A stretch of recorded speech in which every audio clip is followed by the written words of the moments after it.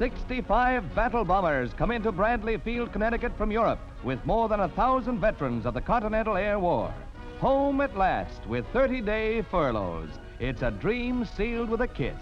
After their furloughs, the men will be trained in new heavy bombers and then on to Japan. But now the only thoughts here are to sort their clothing and gear and head for home as soon as possible. These are the types of American youth who broke the back of the Luftwaffe.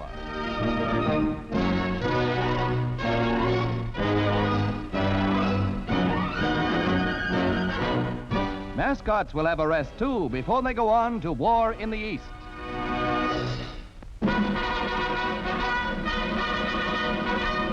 President Truman has appointed Judge Louis Swellenbach of Spokane, Washington, as Secretary of Labor, the first of 3 new cabinet nominations. Thomas C. Clark of Dallas, Texas, will succeed Francis Biddle as Attorney General in a shift which brings 3 Westerners to the President's official family. Mr. Clark has been Assistant Attorney General under Mr. Biddle. Representative Clinton Anderson of New Mexico becomes the nation's new Secretary of Agriculture, succeeding Claude Wickard.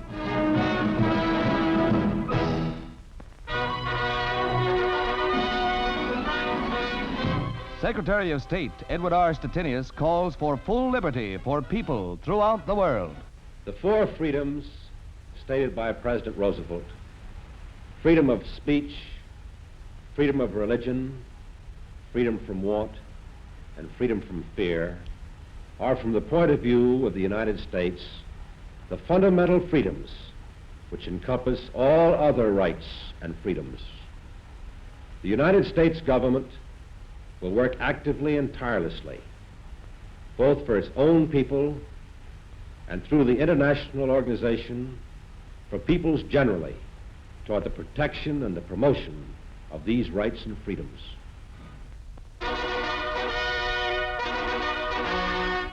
Charles Ross, an old friend of President Truman, becomes White House press secretary. Mrs. Ross congratulates him. Steve Early looks over the commission with his successor. Mr. Ross undertakes one of the Capitol's most difficult jobs.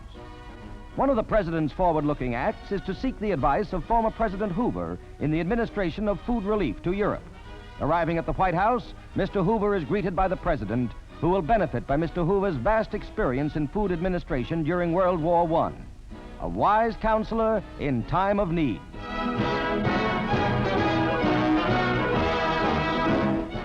Prominent in the public eye is General Courtney Hodges, who arrives in his native Georgia after leading his victorious First Army through Germany.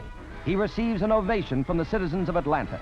One of the largest crowds in the city's history is on hand to honor Georgia's foremost soldier, the great leader of one of America's greatest fighting teams.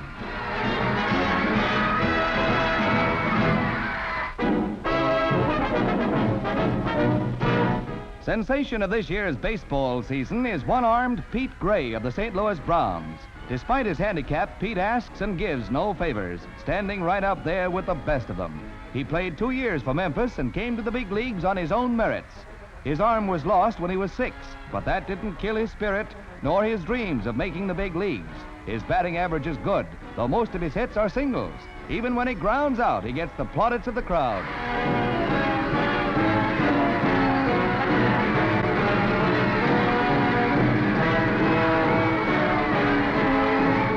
In left field, he really shines, and base runners are wary of the speed with which he discards his glove and throws to bases. His pluck and determination is an inspiration to all.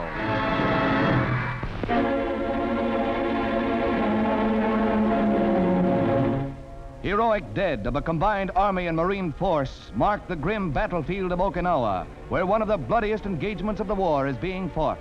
Thousands of Yanks have been wounded, and other thousands have sacrificed their lives to drive a fanatical foe from this vital base, the doorstep to Japan itself. A canine hero suffers a wound, spotting ambushed Japs, but collects a souvenir. The 62-mile island contains many airfields and naval bases valuable to our Pacific strategy. Admiral Nimitz congratulates our troops and watches the battle's progress.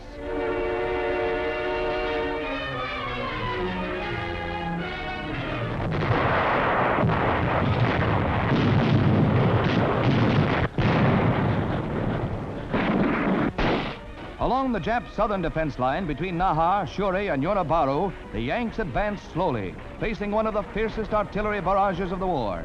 In a few hours, the enemy poured 10,000 shells into a front of only 9,000 yards.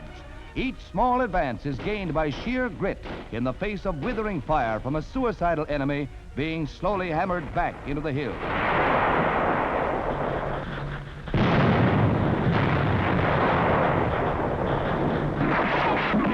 Powerful tank flamethrowers blast enemy caves on strategic Sawtooth Ridge near Naha.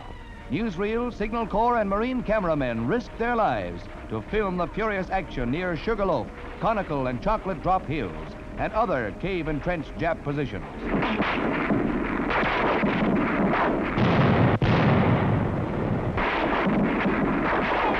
The enemy defense line across the island is forced back and flanked at both ends by the dogged attack. Cautiously advancing on the firmly dug-in enemy, Yanks plant a heavy charge of dynamite.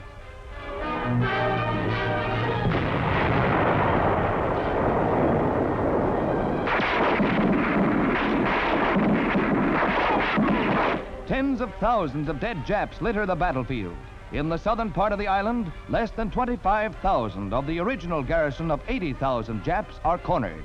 Dummy tanks are left behind by the enemy, retreating into the defenses of Naha, under attack by our big guns.